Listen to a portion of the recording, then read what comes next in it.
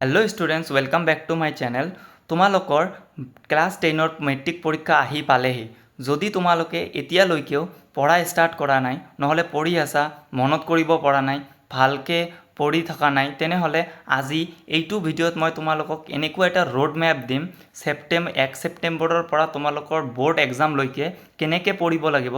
তোমালোকে যদি এই ৰোড মেপখন ফ'ল' কৰা তেনেহ'লে পৰীক্ষাৰ একমাহ আগতে তোমালোকৰ কি হৈ যাব, চিলেবাছখিনি কমপ্লিট হৈ যাব আৰু কেৱল কমপ্লিটেই নহ'ব, ভালকৈ তোমালোকে 80 to 90% স্ক'ৰ কৰিব পাৰিবা।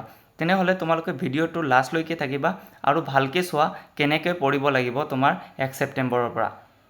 এতিয়া ইয়াতে গোটেই এটা সপ্তাহৰ কি আছে, ইয়াতে এটা চিলেবাছ আছে। মই কেনেকৈ পঢ়িব লাগিব, কি কৰিব লাগিব, ইয়াতে মই অলপ দেখুৱাই দিছোঁ তোমালোকক।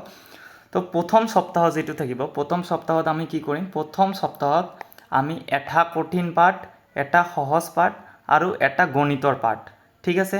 আমাৰ তিনিটা পাঠ আমি এই 5 দিনত কৰিম। প্ৰথম সপ্তাহৰ 5 দিনত কৰিম এটা কঠিন পাঠ, এটা সহজ পাঠ আৰু এটা গণিত। সহজ পাঠ মানে যিবোৰ তোমালোকে অলৰেডি অলপ পঢ়িছা, এতিয়া মানে তোমাক পঢ়িও ভাল লাগে এইবোৰ পাঠ, আৰু কঠিন পাঠ যিবোৰ তোমালোকক পঢ়ি ভাল নালাগে নাইবা এতিয়ালৈকে পঢ়া নাই সেইবোৰ, আৰু গণিতৰ এটা যিকোনো এটা পাঠ লৈ ল'বা।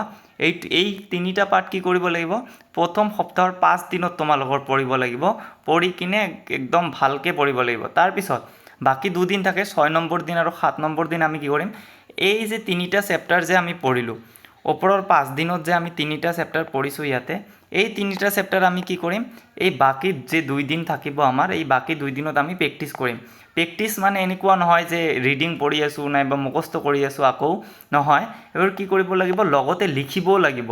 আমাৰ বহুত স্পেলিং বানানবোৰ ভুল হয় পৰীক্ষাত, এইটো ঠিক কৰিবৰ কাৰণে আমাৰ এই 5 নম্বৰ আৰু 6 নম্বৰ দিনত এই যি তিনিটা পাৰ্ট আমি পঢ়িছোঁ, এই তিনিটা পাৰ্ট ভালকৈ প্ৰেক্টিছ কৰিব লাগিব। আকৌ ছেম কথা কি আহিব, আকৌ ছেম কথা আহিব আমাৰ নেক্সট সপ্তাহত, 2 নম্বৰ সপ্তাহত, দ্বিতীয় সপ্তাহতো ছেম কৰিম আমি। এটা কঠিন পাঠ, এটা সহজ পাঠ, এটা গণিতৰ পাঠ। যিকেইটা আমি ফাৰ্ষ্টত কৰিছোঁ প্ৰথম সপ্তাহত, এইকেইটা নহয়, বেলেগ তিনিটা চেপ্টাৰ ল'ব লাগিব। আকৌ এই 5 দিন কৰিব লাগিব। আকৌ বাকী যে 2 দিন থাকিব, এই 2 দিনত আমি কি কৰিম, প্ৰেক্টিছ কৰিম, ঠিক আছে। এনেকৈ তৃতীয় সপ্তাহ কৰিম আমি, চতুৰ্থ সপ্তাহ কৰিম আমি। এনেকৈ আমাৰ এক মাহত আমাৰ কেইটা পাঠ হৈ যাব, আমাৰ এক মাহত এটা সপ্তাহত আমি 3টা পাঠ কৰিছোঁ, ঠিক আছে। তেনেহ'লে মাহত কেইটা সপ্তাহ থাকে, আমাৰ 4টা সপ্তাহ থাকে।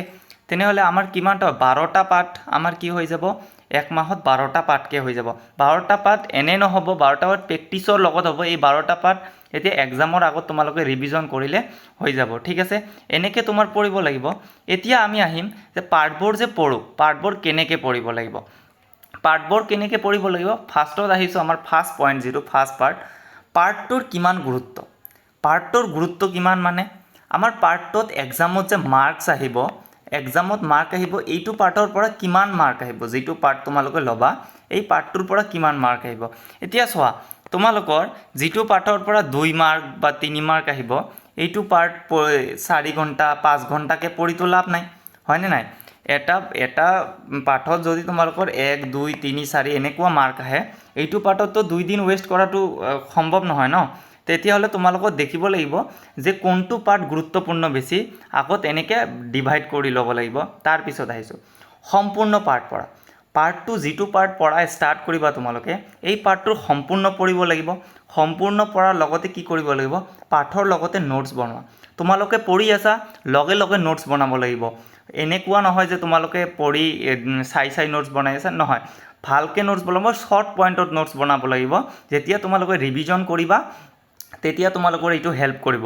আৰু নহ'লে যদি তোমালোকৰ টিউশ্যনৰ নোটছ আছে বা স্কুলৰ নোটছ আছে, এইবোৰ নোটছ কি কৰিবা, ছামাৰাইজ কৰিবা। পইণ্ট ৱাইজ তোমালোকে কি কৰিবা, এইবোৰ নোটছবোৰ সজাই ল'বা, যাতে যেতিয়া ৰিভিজন কৰিবা তেতিয়া সুবিধা হয়। এতিয়া নেক্সট পইণ্টত আহিছোঁ, আৰু নেক্সট পইণ্ট কি হ'ব পাৰে, নেক্সট পইণ্ট আমাৰ আহিছে অনুসলনি।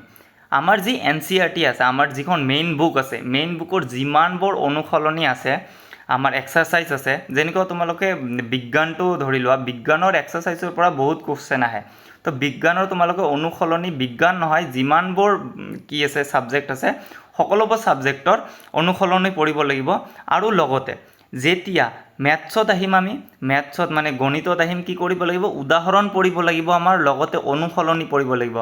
অনুসলনিটো পঢ়িবই লাগিব, তাৰ লগতে কি কৰিব লাগিব উদাহৰণবোৰ একদম ভালকৈ পঢ়িব লাগিব আমাৰ প্ৰেক্টিছ কৰিব লাগিব আৰু তাৰ পিছত আহিছে আমাৰ পাঠভিত্তিক কোৱেশ্চন এতিয়া তোমালোকে বিজ্ঞানত চোৱা বিজ্ঞানত বহুত পাঠভিত্তিক কোৱেশ্চন থাকে সোশিয়েল সায়েন্সত বহুত পাঠভিত্তিক কোৱেশ্চন থাকে এইবোৰ পাঠভিত্তিক কোৱেশ্চন তোমালোকৰ অলপ মন কৰিব লাগিব এইবোৰৰ পৰা এমসিকিউ আহিব পাৰে মাল্টিপল চইচ কোৱেশ্চন বহুত আহিব পাৰে ঠিক আছে এতিয়া বহুত গুৰুত্বপূৰ্ণ এটা কথা PYQs এতিয়া PYQ কি বস্তু PYQ হল প্ৰিভিয়াছ ইয়াৰ কোৱেশ্চনছ মানে যিবোৰ কোৱেশ্চন অলৰেডি আগৰ বছৰত আহি গৈছে ঠিক আছে এনেকুৱা ধৰণৰ কোৱেশ্চন আমি কেনেকৈ কৰিম তোমালোকৰ এটা কথা গম পোৱা নাই 20-80 এটা ৰেচিঅ' তোমাৰ যিখন বহি আছে মানে কিতাপ আছে তোমাৰ যিখন কিতাপৰ 20% পৰ্চনৰ পৰা বেছি 80% মাৰ্ক আহে আৰু 80% পৰ্চনৰ পৰা কি আহে 20% মাৰ্ক আহে ঠিক আছে তো এইটো বুজিবৰ কাৰণে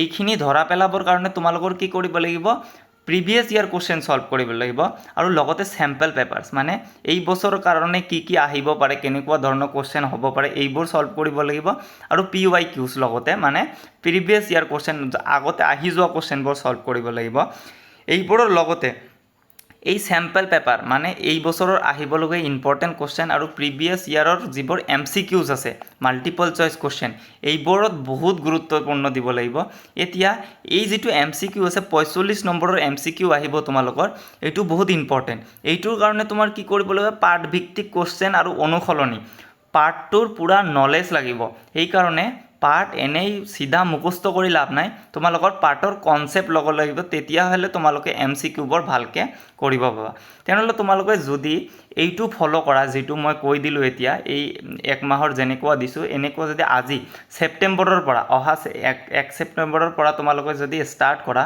তেনেহলে তোমালোকৰ বোৰ্ড পৰীক্ষা এক মাহ আগতে তোমালোকৰ কি হ'ব সিলেবাস শেষ হৈ যাব আৰু তোমালোকে কি কৰিব পাৰিবা ভালকে প্ৰিভিয়াছ ইয়াৰ কোৱেশ্চন আৰু অনুসলনিবোৰ বাকি যিবোৰ থাকি যাব প্ৰেক্টিছ কৰি তোমালোকে ভালকৈ এক্সামত বহিব পাৰিবা যদি তোমালোকক ভিডিও ভাল লাগিছে আৰু পঢ়া শুনা ৰিলেটেড ভিডিও তোমালোকক লাগে তেনেহলে মোৰ চেনেলটো সাবস্ক্ৰাইব কৰিব আৰু লগতে মোৰ ভিডিওটো লাইক কৰি দিব